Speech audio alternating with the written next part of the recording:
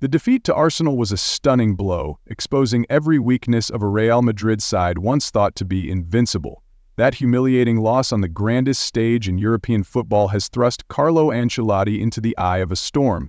But beneath the surface, all eyes are turning toward the man who holds absolute power at the club, the man who decides the fate of Real Madrid itself, President Florentino Perez.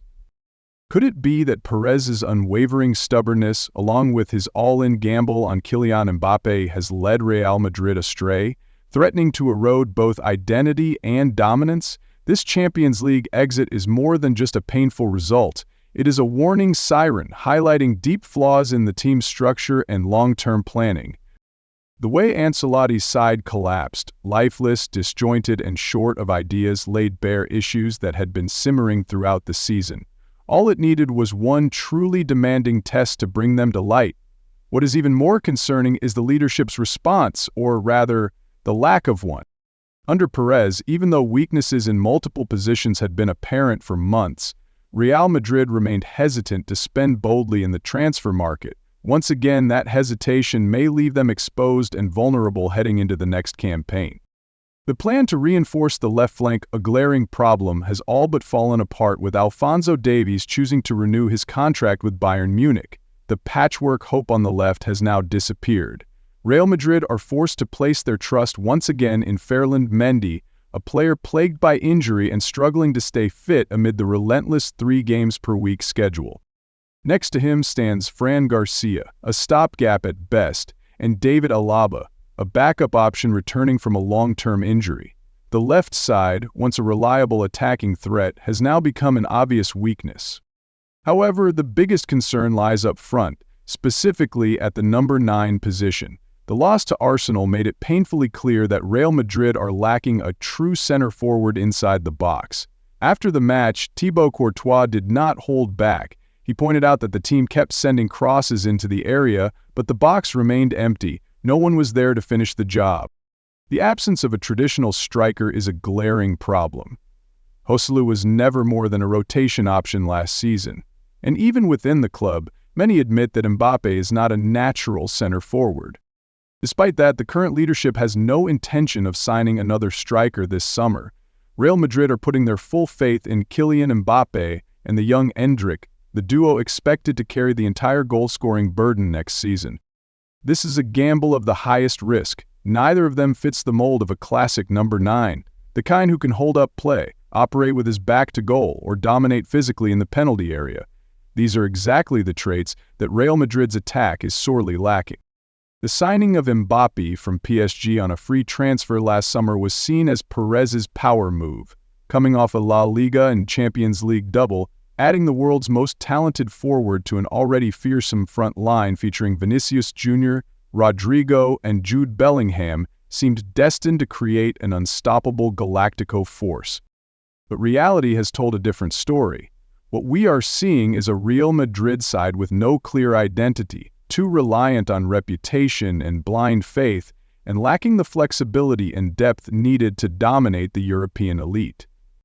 The expectations on Kylian Mbappé could not be more obvious. He was supposed to be the leader of a new era of dominance.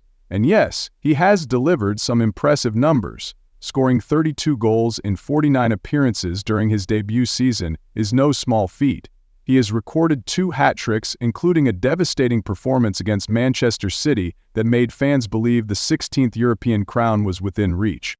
Yet that dream came crashing down with the flat, uninspired loss to Arsenal, a match that showed Real Madrid at their most unrecognizable. They were not the same team as last season. They were a shadow of themselves. And part of the blame lies with Mbappe. Once a nightmare for defenders like Gabriel Magalhaes, Mbappe seemed to lose his spark in both legs against Arsenal. The disappointment among Madrid fans is understandable, but for those who have watched his 7 seasons at PSG, this dip in form is not surprising. Like kryptonite to Superman, perhaps the Champions League is Mbappe's true nemesis. His record at PSG and his recent display against Arsenal have forced many to ask a difficult question. Could it be that Mbappe himself is the obstacle keeping Real Madrid from reaching the summit of European football? placing all their trust and their future in the hands of a player who has yet to prove he can lead a team to Champions League glory, may go down as one of Perez's most dangerous moves. The level of risk becomes even clearer when we look at the ultra-conservative transfer policy of Florentino Perez, the construction magnate who also controls every sporting decision at Real Madrid. Perez refused to spend during the winter transfer window, leaving the right flank to Lucas Vázquez, a converted winger, not a natural fullback. In central defense, he gambled on Raúl Asensio, a young player with no proven track record, all while waiting for Trent Alexander-Arnold to arrive on a free transfer in the summer. The midfield is no better. The gap left by Toni Kroos has been enormous, especially when it comes to dictating tempo and controlling the game. Yet Perez failed to bring in any replacement. The fact that Dani Ceballos suddenly became a key player late in the season only underscores how desperately the team lacks a technically gifted, game-controlling midfielder. Rio had once targeted Jude Bellingham, but the question remains, can he truly fill the massive void Kroos left behind? Similarly, their hesitation to activate the release clause of €60 million for centre-back Dean Huijsen shows just how tightly Perez guards the budget, even as the defense clearly cries out for urgent reinforcements. In a squad that lacks balance and depth across multiple positions, the arrival of Mbappe, despite his world-class talent, has only made Ancelotti's tactical system even more complicated. While he has never openly voiced his dissatisfaction, it is clear the Italian manager senses something is off. Both he and his coaching staff have repeatedly pointed out the squad's lack of depth, especially once key players like Eder Militao and Aurelien Tchouameni went down with injuries. Still, Perez stayed loyal to his tight belt philosophy, except, of course, when it came to the massive investment in Kylian Mbappé. Thibaut Courtois' comments after the Arsenal defeat, stating that Real lacked a true number 9, were not meant to criticize Mbappé. They were simply an honest truth. Mbappé is at his most dangerous when drifting in from the left, where he can use his pace, technique, and ability to cut inside. By forcing him into a central role as a number 9, Real Madrid not only lose a major threat on the left but also fail to gain a physical target inside the box. Some have even suggested that the team would have been more effective with Joselu. It is hard to imagine last year's Champions League triumph without Joselu's 2 legendary goals against Bayern Munich in the semi-final. Despite starting just 18 games all season, he scored 17 goals and proved to be a remarkably effective Plan B whenever Real struggled to break down defenses. Letting Joselu leave for Al Gharafa for just €1.5 million is now being seen as a rushed and questionable decision. Carlo Ancelotti currently has no reliable backup in attack. Real Madrid are gambling on the idea that whoever succeeds Ancelotti, should he depart, will be able to build an attacking system flexible enough to unleash Mbappe in his new role, while also addressing the lack of presence inside the penalty area.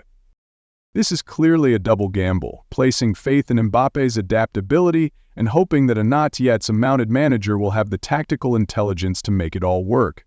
And it is not just the tactics that are under scrutiny. Real Madrid's physical fitness and fighting spirit have also been questioned after the Arsenal defeat. Statistics do not lie. Real were the team that covered the least distance among the 8 Champions League quarter-finalists this season. Even more concerning, 3 of the 4 players who moved the least in that round came from Real Madrid's front line: Kylian Mbappé, Vinicius Jr., and Rodrygo. The old PSG storyline is being replayed. Luis Enrique once tried to convince Mbappé to press and defend, even comparing him to NBA legend Michael Jordan. He is a world-class phenomenon, but I need more than that. I need a true leader, someone who brings the entire team into the press, into the fight. Only then can we become a complete winning machine, said Enrique. Mbappé once answered that call with a masterclass against Barcelona, but then disappeared in disappointment during the semi-final against Dortmund. This shows a troubling trend.